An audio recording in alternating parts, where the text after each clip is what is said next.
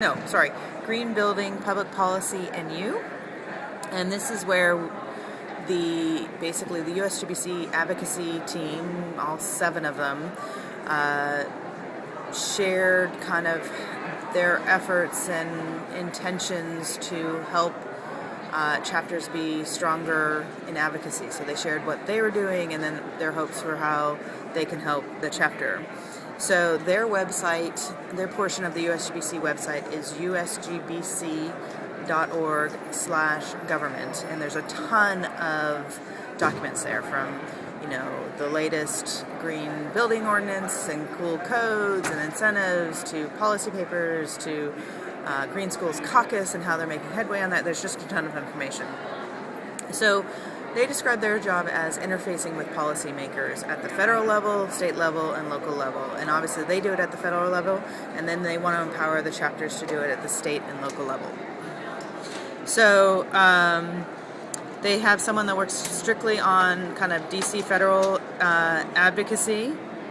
They have, which is Brian Howard. They have Jeremy Sigmund, who works on building codes advocacy and interactivity with chapters. Let's see. Hope, what's her name? Hope Lobkowitz, that works on federal and international policies. Aaron Land, that works on state and local city levels. And they're still doing stuff like Congressional Advocacy Day, 50/50 Green Schools Caucus Initiative.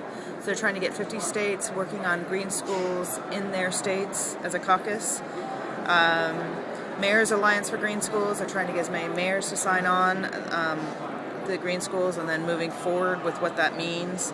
The 4 initiatives that they're going to launch this year are member circle events, where they're going to help facilitate congressional members to come meet with chapter members.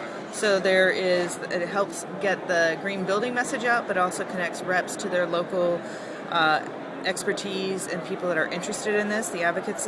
So they just recently did one, and it was a roundtable discussion, and apparently it was very successful. So Aaron Glick and I were actually sitting next to each other, and we're like, oh, you know what, maybe we should take that a little bit farther and do town hall meetings and really take it almost to the block and neighborhood level. And then they're going to offer member webcasts. So, and the first one's going to be on December 9th, and about policies that affect members and certain industry sectors, etc. And then they're identifying opportunities and partnerships with member companies, USGBC member companies. Like, I guess they just took 4 member companies down to Mexico.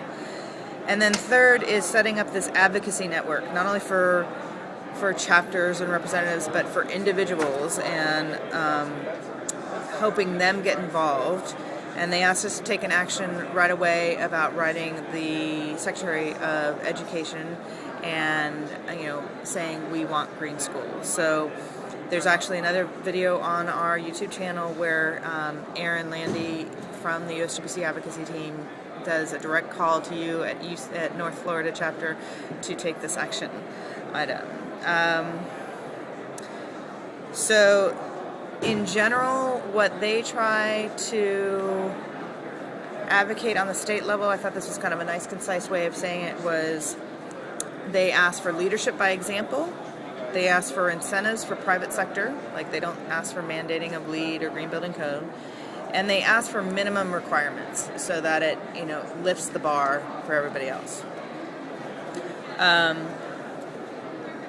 If there's any concern about messaging, like in our region, with climate change or something, we're to pick up the phone and ask them and help us craft the message. So they were very open and helpful in offering resources and listening and all that kind of stuff.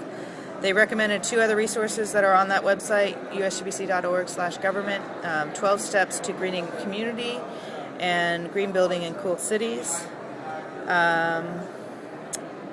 And that was it. It was a good